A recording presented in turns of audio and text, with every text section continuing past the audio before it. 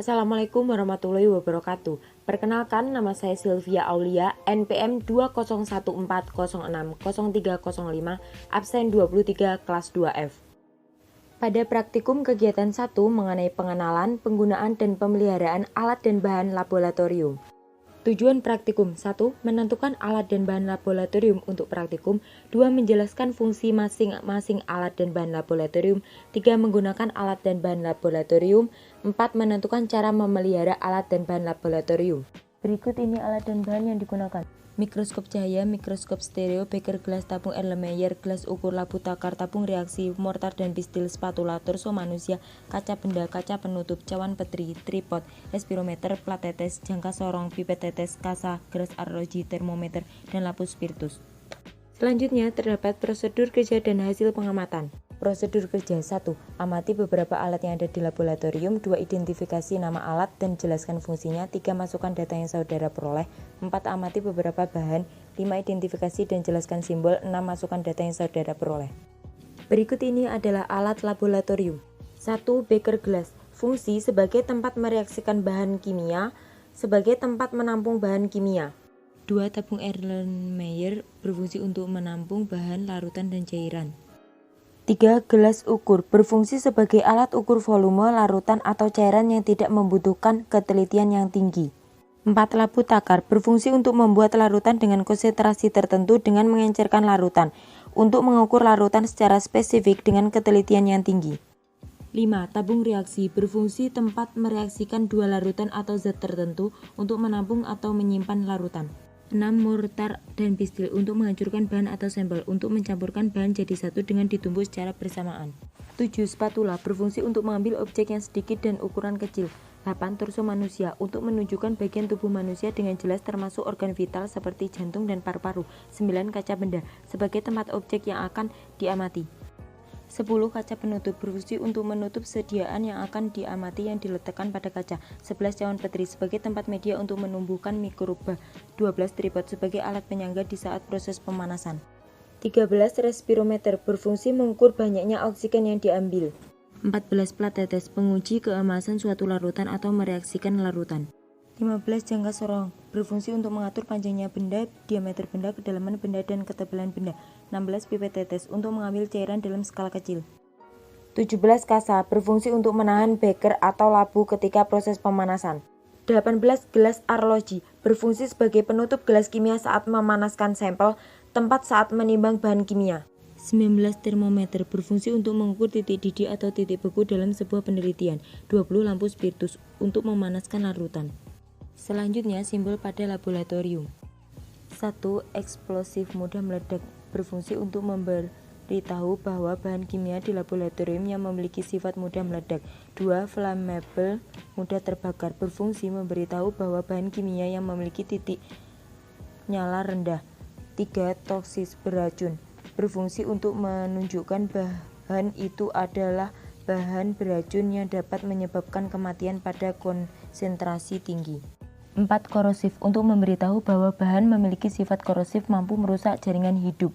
5. Radioaktif bahan yang mengandung material atau kombinasi dari material lain yang dapat memancarkan radiasi secara spontan. 6. Harmful iritasi bahaya iritasi bahan yang bisa menyebabkan iritasi dan dapat menyebabkan luka terbakar. Berikut ini adalah mikroskop cahaya beserta nama bagiannya. Selanjutnya, gambar mikroskop stereo beserta nama bagiannya. Kesimpulan praktikum kali ini,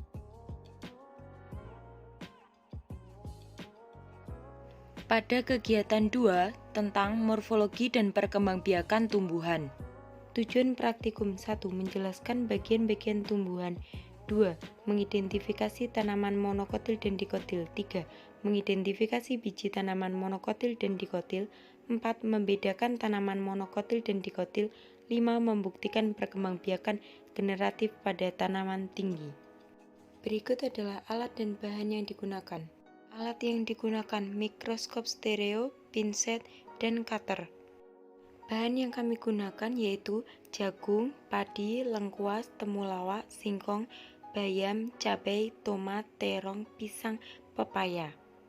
Berikut ini adalah prosedur dan hasil pengamatan. Hasil pengamatan organ tumbuhan tanaman jagung. Selanjutnya, akar tunggang atau akar serabut. Akar tunggang antara lain lengkuas, temulawak, singkong, bayam, cabai, tomat, terong, dan pepaya. Sedangkan akar serabut antara lain jagung, padi, dan pisang. Berikut ini adalah gambar struktur akar tunggang dan akar serabut. Selanjutnya mengenai batang tumbuhan dikotil dan monokotil. Batang tumbuhan dikotil terdapat xilem, floem, epidermis, dan korteks. Sedangkan batang monokotil terdapat jaringan dasar, xilem, floem, epidermis, dan korteks.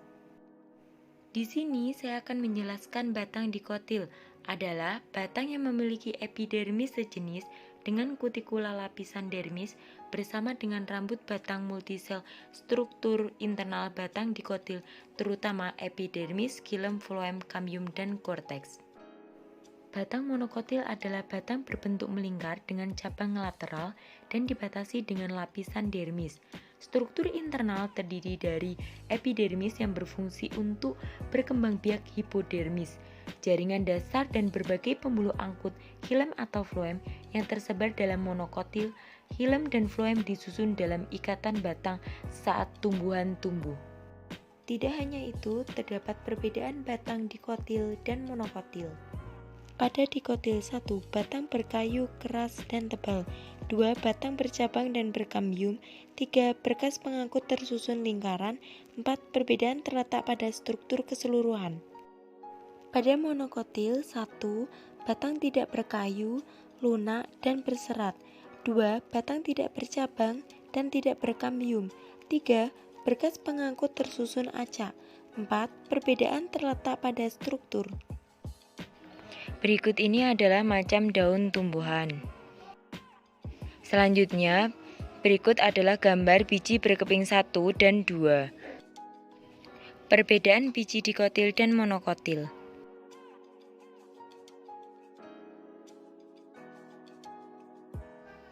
Reproduksi tumbuhan dapat kita lihat pada gambar berikut ini. Selanjutnya adalah kesimpulan dari praktikum. Kegiatan 3. Morfologi menggolongkan dan daur hidup hewan.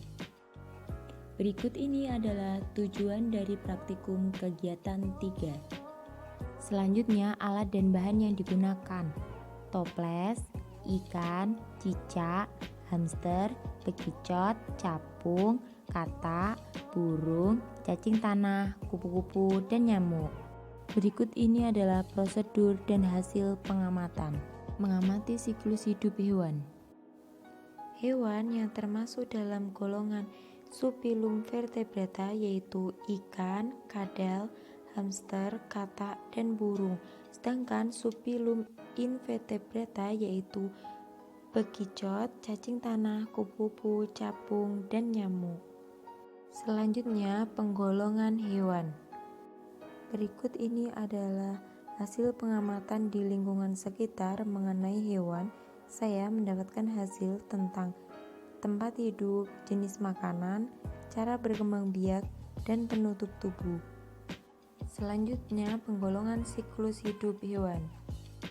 Dari pengamatan hewan yang ada di lingkungan sekitar, kita mendapatkan hasil mengenai metamorfosis sempurna, metamorfosis tidak sempurna, dan tidak mengalami metamorfosis sempurna. Berikut ini adalah kesimpulan mengenai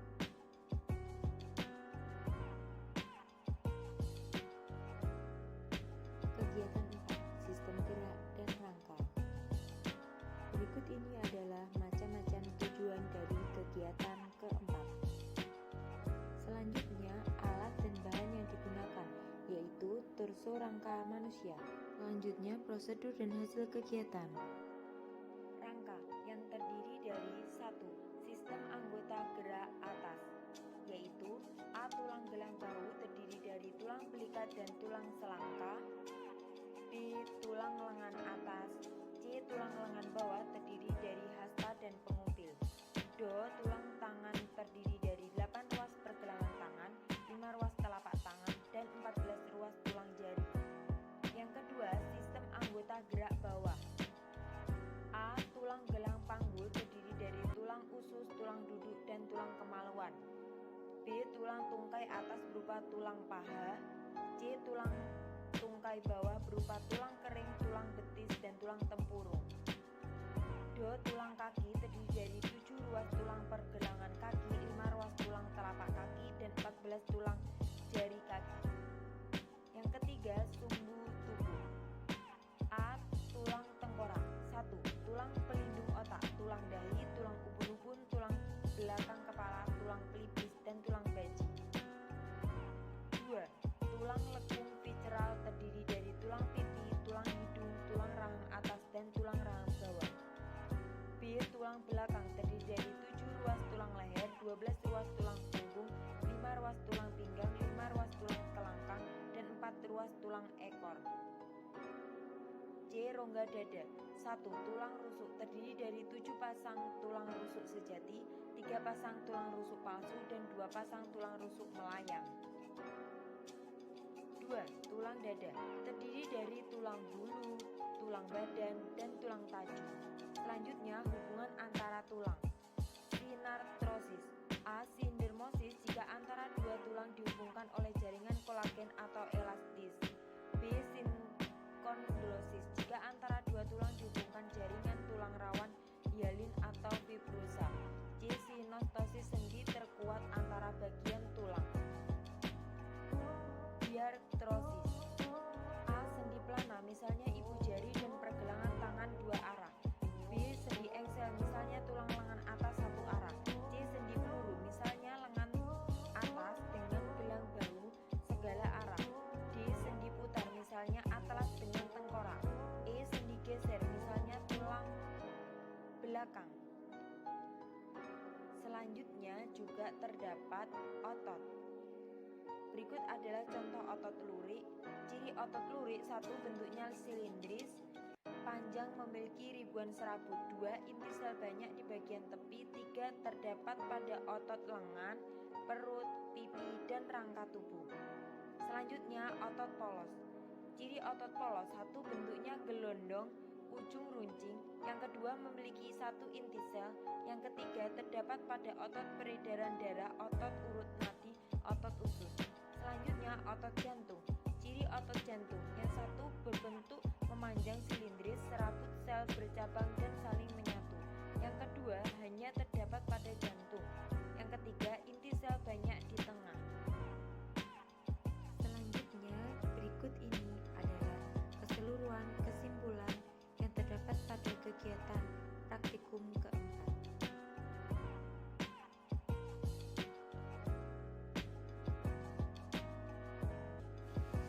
Pada praktikum kegiatan 5 yaitu tentang makanan, sistem pencernaan, dan indera perasa. Tujuan praktikum: 1. Membuktikan adanya kandungan gizi pada bahan makanan. 2. Menjelaskan sistem pencernaan pada manusia. 3. Membuktikan kepekaan lidah pada pengecap rasa. Berikut adalah alat dan bahan yang saya gunakan. Alat yang saya gunakan yaitu ada betadin, pipet plastik, plastik seperempat, palet kecil, penumbuk, gelas kecil, sendok, pisau, dan yang terakhir ada saringan. Bahan praktikum yang saya gunakan pada pertemuan kali ini yaitu ada kunyit, laos, serbuk puyer, kencur, kunyit, jahe, bawang merah, bawang putih, gula, mentega, pisang, temulawak, roti, tempe, tahu, nasi, telur, susu, garam, dan juga cuka. Selanjutnya, bahan yang digunakan pada vitamin C yaitu terdapat tomat, jeruk, nanas, nutrisari, dan vitamin C. Prosedur kerja. Bagian zat makanan pada pengujian karbohidrat. Yang pertama, siapkan semua alat dan bahan yang diperlukan. Yang kedua, tumbuk halus bahan-bahan makanan yang sudah saudara siapkan. Ambil secukupnya, taruh pada piring atau nampan tiap bahan yang sudah dihaluskan Dan jangan lupa beri label tiap bahan tersebut. Setelah bahan sudah ditumbuk halus dan sudah diberi label, setelah itu tetesi 1 tetes tiap bahan makanan tersebut dengan betadine. Ditunggu beberapa detik sampai bereaksi, yaitu bahan makanan berubah warna menjadi biru kehitaman yang menandakan bahan makanan tersebut mengandung karbohidrat. Jika tidak berubah warna, berarti tidak mengandung karbohidrat.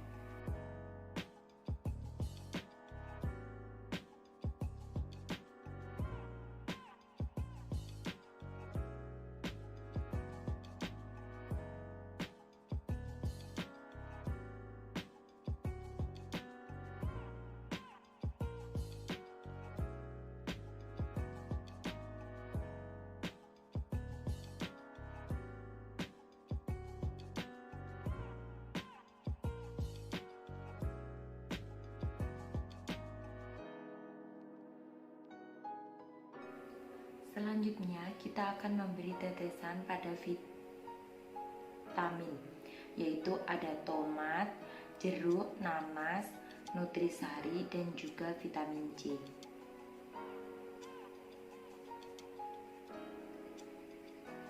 Hasil uji makanan yang mengandung zat karbohidrat yaitu roti tawar, pisang, nasi, kencur, jahe, temulawak, dan kunci. Sedangkan yang tidak mengandung zat karbohidrat yaitu susu, telur, tahu, tempe, mentega, bawang merah, bawang putih, kunyit, laos, gula, dan garam dapur. Sedangkan hasil pengujian pada lemak yaitu pada bercak noda kertas yang terdapat bercak yaitu ada susu, telur, dan mentega. Pada hasil uji minuman vitamin C, saya menggunakan pelaku betadine sebanyak 10 tetes. Untuk vitamin C sendiri saya menggunakan 20 tetes. Akan tetapi perubahan warna jernih pada percobaan saya tidak ada perubahan warna pada vitamin C. Kesimpulan praktikum kali ini yaitu dari kegiatan praktikum bahan makanan mengandung karbohidrat yaitu roti tawar, pisang, kencur, temulawak, kunci. Sedangkan yang tidak mengandung karbohidrat yaitu susu, telur, tahu, tempe, mentega, bawang merah, bawang putih, kunyit, laos, gula, dan garam dapur. Selanjutnya bahan makanan yang mengandung lemak yaitu susu, telur, mentega. Sedangkan yang tidak mengandung lemak adalah roti tawar, tahu, tempe, pisang, nasi, bawang merah, bawang putih, jahe, kunyit, kencur, temulawak, kunci, laos, gula, garam, dan pujet. Selain itu bahan makanan yang mengandung vitamin C yaitu sari tomat, nutrisari, sari jeruk, sari nanas, dan vitamin C. Kegiatan praktikum 6, sistem pernapasan dan indera penciuman. Tujuan praktikum 1. Menjelaskan sistem respirasi pada manusia. 2. Membuktikan bahwa makhluk hidup melakukan respirasi. 3. Membuktikan bahwa proses respirasi menghasilkan CO2. 4. Membuktikan kepekaan hidung sebagai indera penciuman. Berikut ini adalah alat dan bahan. Kapur sirih, bawang putih, bawang merah, jangkrik, jahe, kecambah, kunyit, air kapur, beker gelas buatan, kapas, plastisin, sedotan, respirometer buatan, dan pewarna makanan. Berikut ini adalah kegiatan praktikum kelima. Pengujian respirasi memerlukan udara oksigen. Jumlah serangga 1, berat tubuh serangga 0,7 gram dengan pengamatan skala 1 menit 0,16, 2 menit 0,15, dan 3 menit 0,14.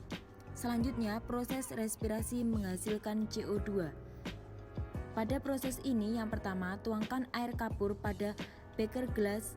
2. Masukkan siang atau sedotan plastik ke dalam air kapur, tiuplah. 3. Perhatikan perubahan warna yang terjadi pada air kapur. 4. Tulis reaksi. Pada percobaan ini, air kapur yang sebelumnya tampak jernih setelah ditiup sebanyak 10 kali tiupan ke air kapur karbon dioksida yang terkandung pada udara kemudian ditiupkan ke air kapur jernih bereaksi dengan kalsium. karbonat. Kalsium karbonat tersebut yang menyebabkan air kapur menjadi keruh, sehingga dapat disimpulkan bahwa udara yang ditiup mengandung karbon dioksida, di mana karbon dioksida merupakan hasil ekspresi yang dikeluarkan pada sistem pernapasan manusia. Selanjutnya, menguji kepekaan hidung. Pada bahan makanan 1. Bawang merah, terdapat hasil uji benar. 2. Bawang putih, terdapat hasil uji benar. 3. Jahe, terdapat uji benar. 4. Kunyit, terdapat uji benar. Kesimpulan, pernapasan adalah proses pengambilan oksigen dan pengeluaran karbon dioksida untuk memperoleh energi. Organ pernapasan pada manusia adalah hidung, rongga hidung, tenggorokan, bronkus, dan paru-paru.